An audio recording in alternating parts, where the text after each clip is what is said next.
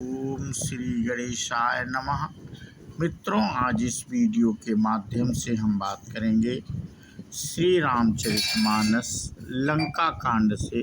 ये प्रसंग लिया है मित्रों, और हम अपने पिछले वीडियो के माध्यम से आप लोगों से मंदोदरी का रावण को पुनः समझाना, इस पे चर्चा कर चुके हैं और उसी के आगे की कथा इस वीडियो के माध्यम से साझा करेंगे।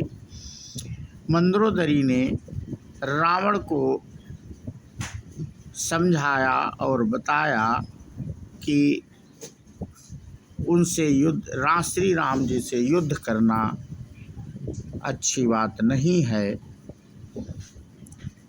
क्योंकि आपने उनके बल के बारे में सुना और देखा भी। उनका पहले एक बानर आता है और तुम्हारी पूरी लंका को जलाकर चला जाता है और आप कुछ नहीं कर पाते हैं, और फिर दूसरा बानर आता है, वो भी आपको अपना बल ऐश्वर्य दिखाकर चला जाता है और आप कुछ नहीं कर पाते हैं। और उन्होंने लगभग कई संज्ञाएं दी, जैसे मारीच आदि संज्ञाओं को देकर समझाने को रावण को कोशिश की, परंतु रावण समझने को तैयार नहीं था। तो आज उसी के आगे की कथा मित्रों हम शुरू करते हैं। आज का प्रसंग होगा अंगद राम संवाद, युद्ध की तैयारी। इहाँ राम अंगद ही बुलावा, आई चरण पंकज सिरुनावा। अति आदर समीप बैठारी, बोले बिहस कृपाल खरारी। यहाँ सुबेल पर्वत पर श्री राम जी ने अंगद को बुलाया। उन्होंने आकर चरण कमलों में सिर नवाया, बड़े आदर से उन्हें पास बैठाकर खर के शत्रु कृपाल श्री राम जी हंसकर बोले, बाल तनय कौतुक अति मोही, तात सत्य कहूँ पूछऊँ तोही। रावण जातु धान कुल टीका, भुज बल अतुल जासु जगली का। हे बाल के पुत्र, मुझे बड़ा कौतूहल है। हे तात, इसी से मैं तुमसे पूछता हूँ, सत्य कहना, जो रावण राक्षसों के कुल का तिलक है और जिसके अतुलनीय बाहुबल की जगत भर में धाक है, तासु मुकुट तुम चारि चलाए, कहौ तात कवनी विधि पाए। सुनु सर्वज्ञ प्रणत सुखकारी, मुकुट न होहि भूप न गुणचारी। उसके 4 मुकुट तुमने फेंके, हे तात बताओ, तुमने उनको किस प्रकार से पाया। अंगद ने कहा, हे सर्वज्ञ, हे शरणागत को सुख देने वाले, सुनिए, वो मुकुट नहीं है, वे तो राजा के 4 गुण हैं। साम दानु अरुदंड विभेदा, नृपौर बसहि नाथ कहा बेदा। नीति धर्म के चरण सुहाए, असि जिय जानी पही आए। हे नाथ, वेद कहते हैं कि साम, दान, दंड और भेद, ये चारों राजा के हृदय में बसते हैं। ये नीति धर्म के 4 सुंदर चरण हैं, किंतु रावण में धर्म का अभाव है, ऐसा जी में जान कर हे नाथ के पास आ गए हैं।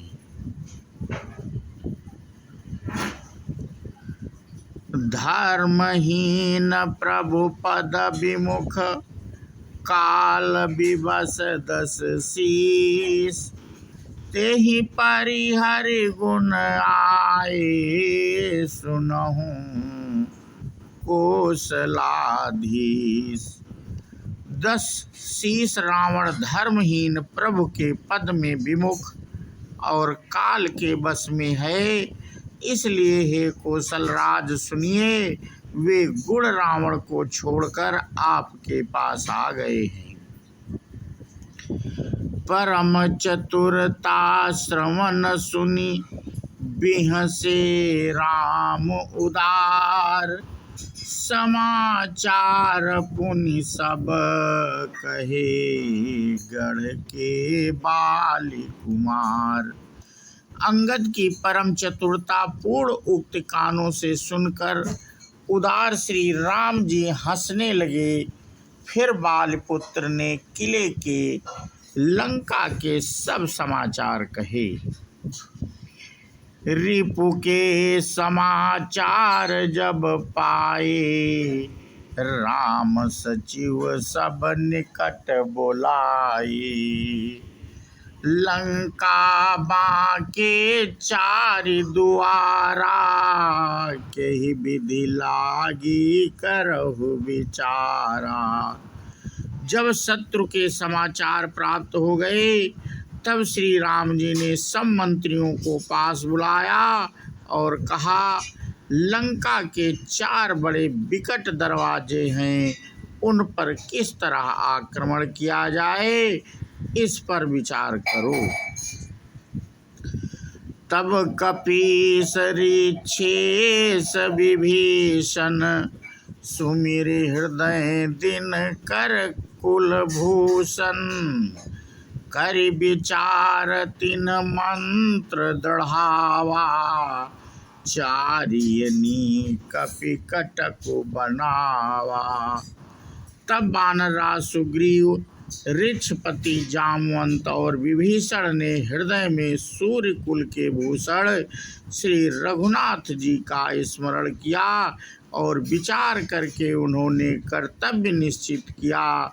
वानरों की सेना के 4 दल बनाए। जथा जोग सेनापति कीन्हे, जो थप सकल बोली तब लीन्हे, प्रभु प्रताप कहि सब समुझाए, सुनि कपि सिंहनाद करि धाये। और उनके लिए यथायोग जैसे चाहिए वैसे सेनापति नियुक्त किए। फिर सब यूथपतियों को बुलाकर और प्रभु का प्रताप कहकर सबको समझाया, जिसे सुनकर वानर सिंह के समान गर्जना करने लगे।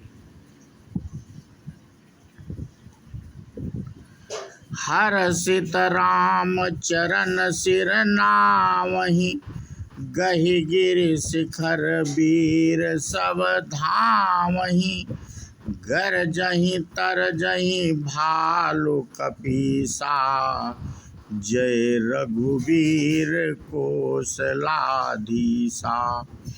वे हर्षित होकर श्री राम जी के चरणों में सिर नवाते हैं और पर्वतों के शिखर लेकर सब वीर दौड़ते हैं।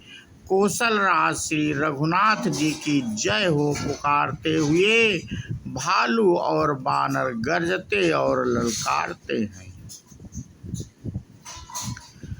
जानत परम दुर्गयति लंका, प्रभु प्रताप कपि चले असंका, घटाटोप करि चहु दिस घेरी, मुखहि निसार बजामहि भेरी। लंका को अत्यंत श्रेष्ठ अजेय किला जानते हुए भी वानर प्रभु श्री राम के प्रताप से निडर होकर चले। चारों ओर से घिरी हुई बादलों की घटा की तरह लंका को चारों दिशाओं से घेर कर वे मुंह से डंके और भेरी बजाने लगे। तो मित्रों, आज हम अपना प्रसंग यहीं पे समाप्त करते हैं और इसके आगे की कथा हम अपने अगले वीडियो के माध्यम से साझा करेंगे। बोलो सियावर रामचंद्र की जय हो, हनुमान जी की जय हो। जय हिंद, जय भारत, वंदे मातरम।